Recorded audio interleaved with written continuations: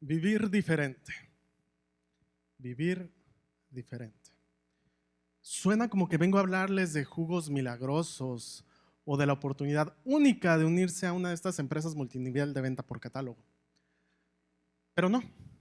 Hoy vengo a hablarles de ese instinto, de ese impulso que regularmente ignoramos y que no le hacemos caso por estar fuera de los estándares socionormados. Esos estándares juiciosos e implacables en los que todos los que estamos aquí, estamos inmersos en nuestro día a día. Y este impulso, esta lluvia de pensamientos que llegan a nosotros, llegan por lo regular todas juntas en un solo momento, en instantes de decisiones cruciales en nuestra vida, como cuando te invitan a dar una plática TED. Y lo primero que te pasa por la cabeza es, no, muchas gracias, mejor me quedo en mi casa viendo Netflix. O, bueno, vamos a darle, ¿qué puede salir mal? O no, qué ganas de complicarme la vida. Todo esto pasando por el obligado, híjole, qué nervios, mi mamá va a querer ir a verme. Que por cierto, creo que mi mamá anda por ahí. Y la trinchera, desde donde mejor puedo hablarles de este tema, es desde la realidad que conozco mejor, que es mi quehacer profesional. Para que me entiendan un poquito bien o mejor a lo que me dedico, llevo 10 años como publicista de actores, conductores y cantantes. Mi chamba consiste en amplificar y proyectar la imagen mediática de todos mis clientes. ¿Qué es esto? Bueno, soy ese personaje que les consigue las portadas. Soy ese personaje que les consigue las entrevistas para hablar de su nueva serie, de su nueva película.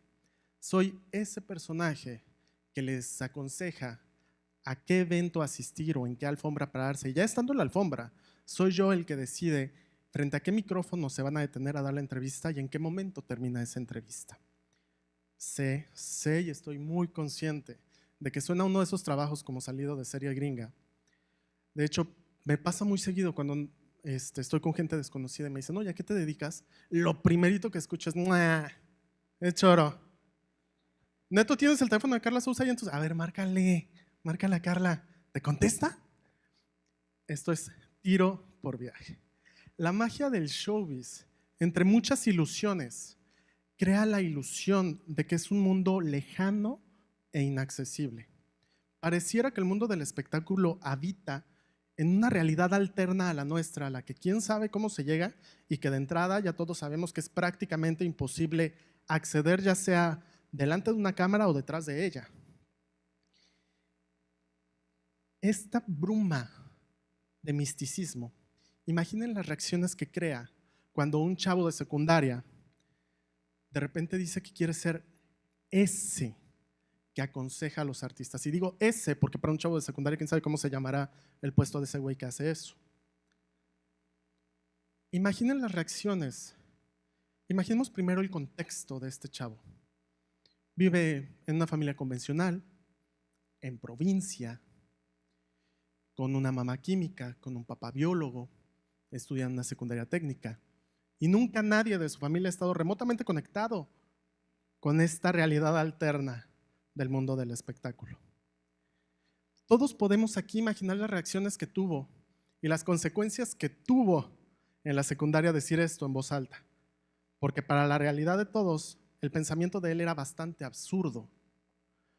Todos podemos aquí imaginar, tomarnos de la mano y llorar con este drama de media hora de La Rosa de Guadalupe, hablando de las injusticias de la vida, de lo cañón que está sufrir bullying en la secundaria, pero no es esa mi intención. Solamente quería ponerlos un poco en el contexto de lo que me llevó a la primera bifurcación de mi vida. Y es que, ¿con qué bases puede alguien empezar a trazar su camino cuando la simple manifestación de un anhelo en voz alta crea la burla e inclusive la ira de su entorno social? ¿Qué posibilidades tiene un chavo, una chava de preparatoria de empezar a trazar su camino cuando el mundo entero o su mundo entero le grita que no elija eso? Cuando me llegó el momento de escoger a qué carrera me iba a dedicar, lo único que había podido, la conclusión a la que había podido llegar después de tantos años, era que tenía que estudiar algo que me diera las herramientas para comprender ese místico mundo del espectáculo. Y basado en eso hizo mi elección de carrera. Pero unos días antes de hacer mi examen de admisión para la universidad, recibí la llamada de una tía muy preocupada por mi futuro profesional. Esa llamada fue más o menos así. Cada quien póngale el tono de la tía que se imagine. Fue más o menos así. Manita en pecho porque es tema serio. Hijo, yo quiero saber, ¿para qué carrera vas a presentar tu examen de admisión? Ciencias de la comunicación, tía. Ay, hijo. Hijo, hijo. Esos ni para comer tienen. ¿Y sabes qué? Los que se dedican a eso es porque dan las nalgas. Pasado el examen de admisión, evidentemente la preocupación de mi tía no se iba a difuminar así como así. Entonces, pues evidentemente existió una llamada de seguimiento, que fue más o menos así. Fue corta. Manita en pecho. Hijo, ¿y siempre para qué carrera hiciste tu examen de admisión? Intenté que mi respuesta fuera corta y no le diera a mi tía la oportunidad de réplica. Ciencias de la comunicación, tía, aunque tenga que dar las nalgas. Este ejemplo, 100% real, se los pongo únicamente para sintetizar 3 puntos muy sencillos. 1, un prejuicio sociocreado hacia una profesión. Esos se mueren de hambre, esos quién sabe qué tengan que hacer para conseguir trabajo. 2, la presión basada en un eterno e infundado no te conviene. Y 3, la más importante, una convicción construida a lo largo de años, basada en una pregunta a todos aquellos que me decían que no lo hiciera. ¿Y tú cómo sabes que yo no lo voy a lograr? Algo me decía que yo no tenía que tomar ese camino convencional. Un no sé qué. Me decía que el único responsable de hacerle justicia a ese instinto sería y soy yo. En el mundo artístico, en el mundo editorial, en el mundo de la comunicación, pasan a la historia, conquistan a las masas y se vuelven un referente para futuras generaciones. Todos aquellos que no se detuvieron ante el temible "eso no está bien", o el que personalmente no tolero, es que aquí nunca hemos hecho las cosas así. Hijo, la magia de trabajar con talento artístico radica en entender quiénes son tus clientes, dónde están, qué quieren decirle a su público y evidentemente hacia dónde quieren llevar su carrera. El trabajo de un publicista de talento es hilvanar un traje a la medida para cada uno de los actores o cantantes que representen. Es este trabajo tan artesanal el que me permite, hacer oídos sordos a todo este eco de mediocridad que constantemente me dice: eso no se puede, eso no está bien, eso nunca se ha hecho así. Este camino nunca antes andado es el que trazamos con mis clientes, en conjunto con ellos, evidentemente, su manager y yo como su publicista. Y es justo en este punto donde me encantaría, para echar chisme, ponerles ejemplos con nombres y apellidos. Quiero ponerle ejemplos de clientes que han optado por ese camino controversial y los resultados que han tenido. Tengo aproximadamente 1 año y medio trabajando como publicista de Omar Chaparro. Omar era un personaje recurrente en nuestros televisores todos los sábados. Tenía programas que, nos gusten o no, facturaban muy bien a la televisora y a la radiodifusora de las que él formaba parte. Esto le daba a Omar una estabilidad económica, un público cautivo y una tranquilidad que muchos quisiéramos en este momento. Díganme ustedes, ¿quién en su sano juicio renuncia a todo eso para intentar abrirse camino en un mundo que de entrada señala, y diría una de mis actrices, pelucea a todos aquellos que decidieron hacer su carrera en la televisión? Les estoy hablando del cine. Para que un actor crezca, debe de rodearse de un equipo que cree en su carrera como si fuera la suya propia. Es por eso que Omar Chaparro busca a la manager más importante y respetada de la industria del cine, la señora Fabiola Peña, y juntos, en equipo, deciden demostrarle a México que hay un lugar para Omar en el cine. El resultado, les voy a compartir una noticia que llegó hace algunos días a la oficina y recibimos con muchísimo gusto. Omar es el primer protagonista hombre en México en facturar en taquilla más de 1,000 millones de pesos. En la historia no hay otro. Él es el primero. Esto sumado a la incursión de Omar este año en la franquicia Pokémon, lanzamiento a nivel mundial. Aún con todo esto, México se levantó en armas cuando supimos que Omar Chaparro iba a interpretar a Pedro Infante en una producción de Netflix. De la misma manera que se levantó en armas el mundo cuando se enteró que una desconocida en ese entonces, J.Lo, iba a ser a Selena, o que Dana Paola se iba a pintar de verde para encarnar a Elphaba en Wicked, o la ira de todo un país, me incluyo, al saber que un español iba a representar a Cantinflas.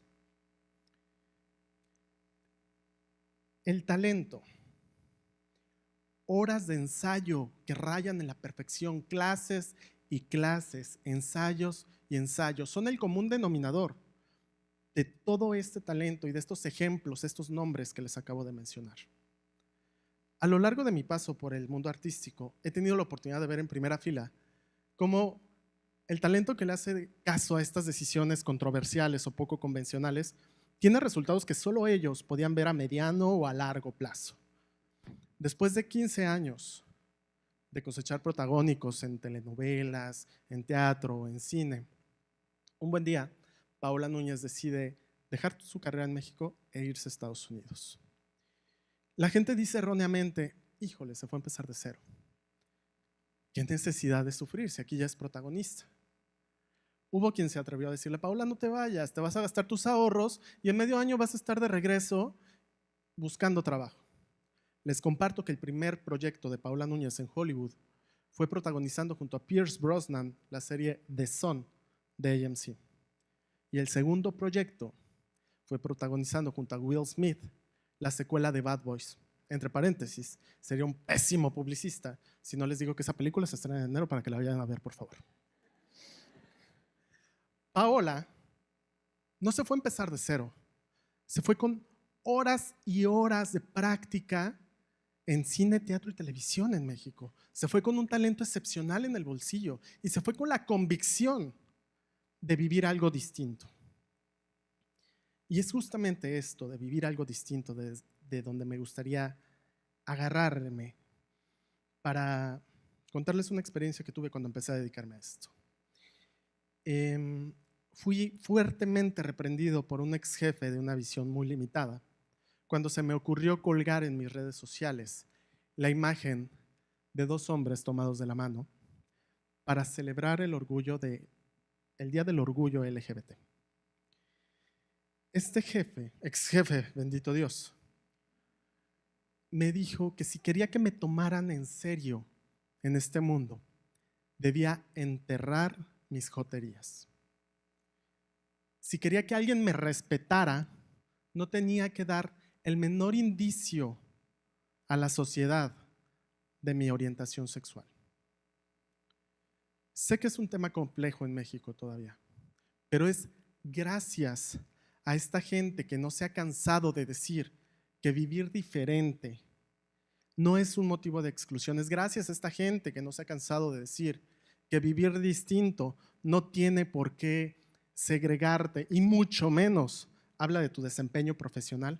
Es gracias a esta labor activa y viva de la gente de la comunidad LGBT que puedo poner esta lucha como un ejemplo de lo que vivir diferente significa. Por cierto, al poco tiempo evidentemente renuncié porque no iba a permitir que después de este contexto que les conté, alguien viniera a decirme, aquí no se puede, aquí no puedes venir a hacer eso. Los caminos, el camino de cada uno no es igual de sinuoso. Creo que todos debemos de tener la humildad y la sabiduría de reconocer cuando no hay un apoyo textual, porque a lo mejor el apoyo viene de otra manera. Es decir, a lo mejor no tenemos en casa a mamá o papá que nos dice, híjole, hijo, no tengo la menor idea de qué quieres, pero pues yo te apoyo, vamos a hacerlo. A lo mejor el apoyo no viene así. Hay que abrir un poco nuestra mente y ver que a lo mejor contamos con un papá que sale a romperse la espalda todos los días para pagar la universidad, a una mamá que deja de lado su carrera profesional para ser el pilar del hogar, o a una hermana que te escucha, te aconseja. La familia, los colegas, los amigos, tu pareja o inclusive un desconocido puede tener ese detalle, esa palabra de aliento, ese pequeño impulso que te dé el oxígeno de seguir remando contracorriente. Sin duda, hoy todos los que estamos aquí somos el resultado de un cúmulo de decisiones buenas y malas. Hemos llegado a este punto de nuestras vidas, a este punto de nuestra vida profesional, gracias a lo que nos ha dicho el corazón o la mente que sigamos. Claro que el rumbo puede cambiar y además es de valientes y muy aplaudible todos aquellos que deciden hacer una pausa y tomar un nuevo norte. Se requieren mucho coraje para tomar una decisión tan importante como esa. Lo que creo que bajo ninguna circunstancia nos debemos de permitir es ignorar ese llamado que, por raro que parezca, a nosotros nos resulta dulce, nos resulta hipnótico. Creo que no es válido quedarse con las ganas y pasarse la vida preguntando ¿qué hubiera pasado si hubiéramos decidido serle fiel a ese instinto que nos llamaba desde hace mucho tiempo? Y es que el instinto de vivir diferente radica en una base muy sencilla. Yo no estoy siguiendo a nadie, yo estoy liderando mi propio camino. Muchas gracias.